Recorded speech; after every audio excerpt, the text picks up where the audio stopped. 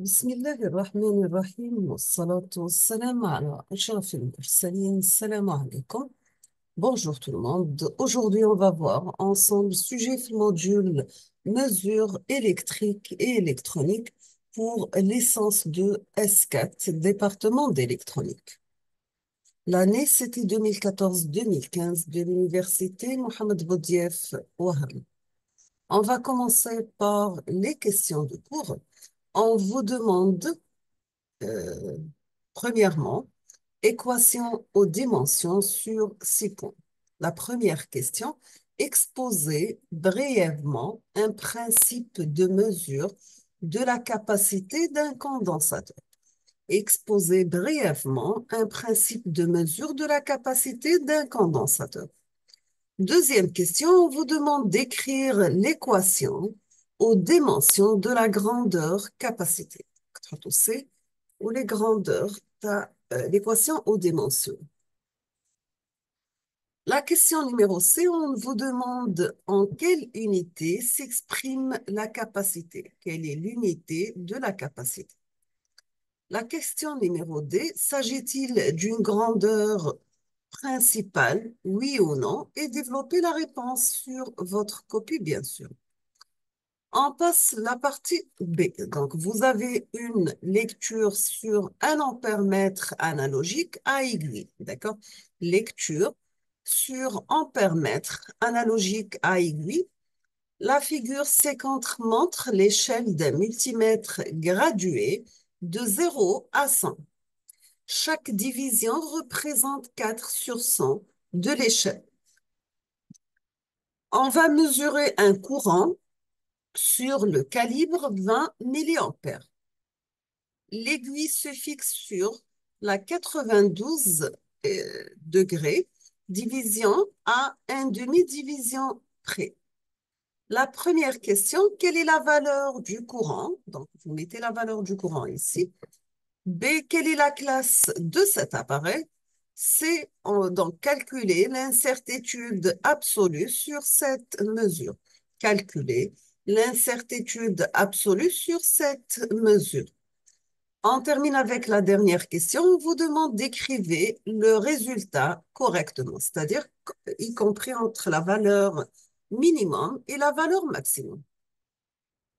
La partie C concerne une lecture sur oscilloscope.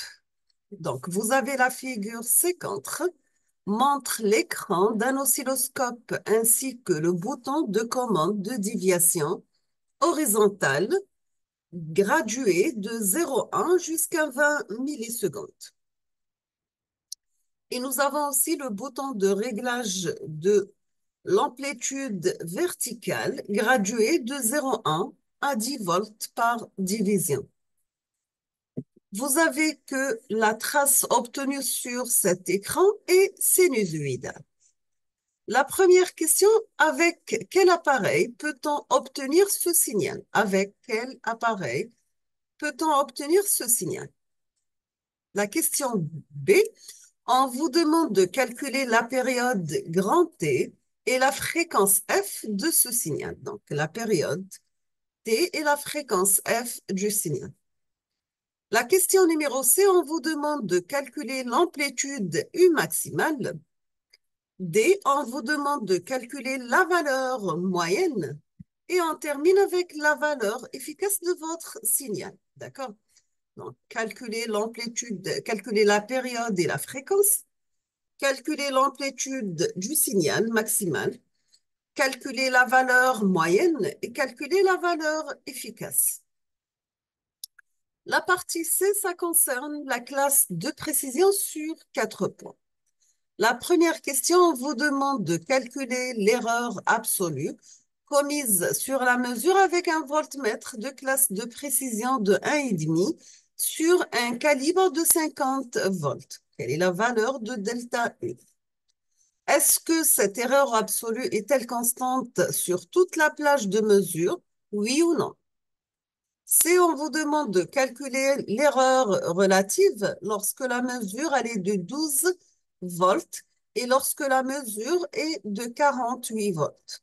Donc, vous avez deux mesures. quelle est la valeur de l'erreur relative si votre mesure elle est de 12 volts et quelle est l'erreur relative lorsque votre mesure elle est de 48 volts. Que pouvez-vous conclure? Donc, vous devez calculer delta 1 sur U1 sur U1 et delta U2 sur U2. La question numéro D, donc pour mesurer une tension inconnue avec un voltmètre à aiguille, pourquoi doit-on commencer avec le calibre le plus élevé pour terminer avec un calibre adapté à une déviation maximale sur l'échelle? D'accord?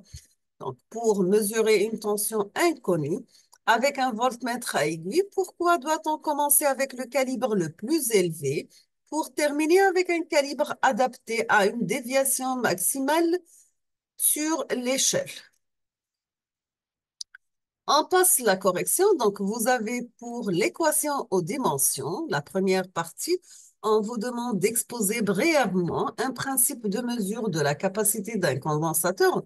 Donc, vous avez qu'une méthode de mesure consiste à charger le condensateur à courant constant I et à noter la durée T pour atteindre une tension U, sachant que la charge est donnée par Q égale le courant par le temps et que Q égale à C par U. On déduit alors que la valeur du condensateur égale le courant par le temps divisé par la tension U.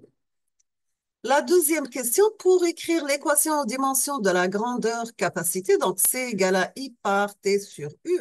Donc, et T par U, sachant que U, c'est la puissance sur le courant, on obtient dans ce cas, c'est M par L au carré, T moins 3, I moins 1, avec B, c'est la puissance, pardon.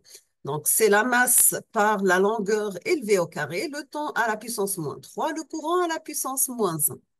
On obtient dans ce cas l'équation aux dimensions de la grandeur capacité égale M-1, L-2, T à la puissance 4 et I élevé au carré. La question numéro C, en quelle unité s'exprime la capacité? Donc, la capacité d'un condensateur s'exprime en farad, tout simplement. D, s'agit-il d'une grandeur principale? Donc, nous avons que les grandeurs mesurables se divisent en grandeurs fondamentales que sont la masse, la longueur, le temps auquel on ajoute l'intensité de courant. La température absolue, l'intensité lumineuse et la quantité de matière peuvent obtenir les 7 grandeurs principales. Nous avons que la capacité du condensateur ne peut être qu'une grandeur dérivée car elle s'exprime en fonction des grandeurs principales. La partie B de votre sujet, vous avez la lecture sur ampère-mètre analogique à aiguille. Donc, première question, quelle est la valeur du courant? Deuxièmement, quelle est la classe de cet appareil?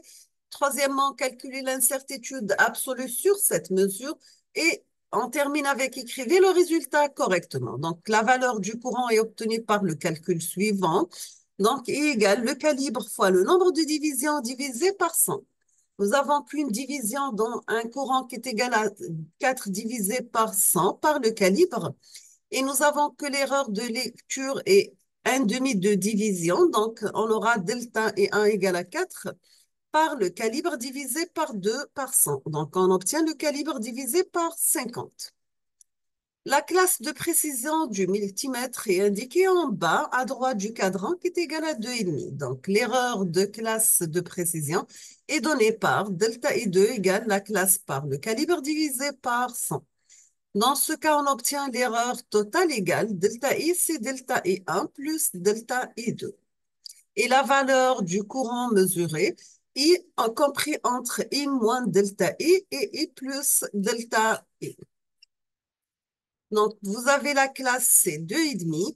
Le calibre en milliampères, c'est 20. Le nombre de divisions, 92. La valeur du courant en milliampères, c'est 18,4. L'erreur de lecture delta E1 en milliampères, 0,4. L'erreur de classe delta E2 en milliampères, 0,5. L'erreur absolue totale en milliampères, 0,9. Le courant mesuré minimum, c'est 17,5. Le courant mesuré maximum, c'est 19,3. La partie C concerne la lecture sur oscilloscope. Donc, avec quel appareil peut-on obtenir ce signal? Nous avons que le tracé obtenu sur cet écran d'oscilloscope est issu d'un générateur de signal sinusoïdal basse fréquence.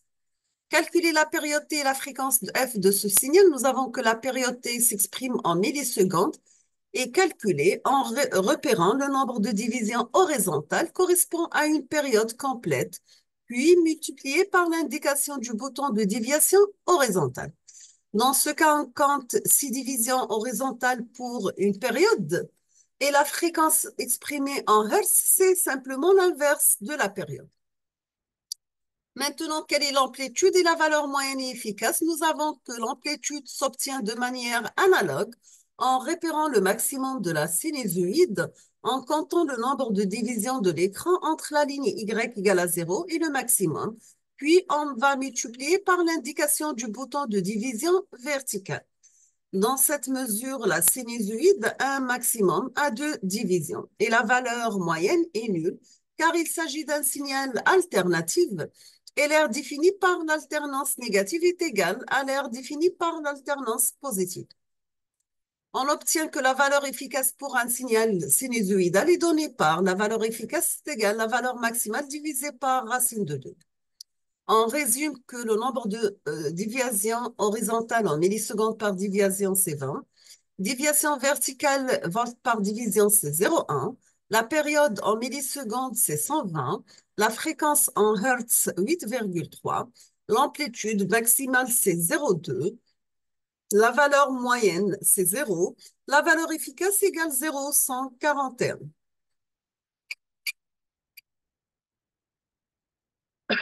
On termine avec la partie D pour la classe de précision. Donc, on vous demande de calculer l'erreur absolue commune sur la mesure avec un voltmètre de classe de précision de 1,5 sur un calibre de volt. Donc, nous avons l'erreur de classe de précision est donnée par la formule suivante. Delta U, c'est la classe par le calibre divisé par 100. Est-ce que cette erreur absolue est-elle constante sur toute la plage de mesure? Oui, cette erreur est constante si on reste sur le même calibre, bien sûr. La question numéro C, donc calculer l'erreur relative lorsque la mesure c'est U1 et lorsque la mesure est I2. Que pouvez-vous conclure? Donc, on constate après calcul que la précision de la mesure de I2 est toujours meilleure que pour la mesure de U1. L'erreur absolue étant constante, plus on se rapproche du maximum de l'échelle, plus l'erreur relative est faible et donc meilleure, c'est la précision. La question numéro D, pour mesurer une tension inconnue avec un voltmètre à aiguille, pourquoi doit-on commencer avec le calibre le plus élevé pour terminer avec un calibre adapté à une déviation maximale sur l'échelle? Donc, la réponse d'après la conclusion précédente, les mesures sur un calibre tel que l'aiguille se trouvent sur le dernier quart de l'échelle sont les plus précises. Mais quand la tension à mesurer est totalement inconnue, il faut veiller à commencer par le calibre le plus élevé pour ne pas détruire le galvanomètre. Après avoir repéré l'ordre de grandeur, on va diminuer le calibre pour positionner l'aiguille sur le dernier quart de l'échelle afin de profiter de la plus grande précision. Donc, le calibre en volts, elle est de 50. La classe, elle est de 1,5. L'erreur absolue, c'est 0,75. La tension U1 en volts, c'est 12. U2, c'est 48. L'erreur relative delta U1, c'est 6%. Et l'erreur relative delta U2, c'est 2%. Donc, nous sommes arrivés à la fin de la solution de ce sujet d'examen. Je vous remercie infiniment pour votre attention et à la prochaine vidéo, Inch'Allah. Merci.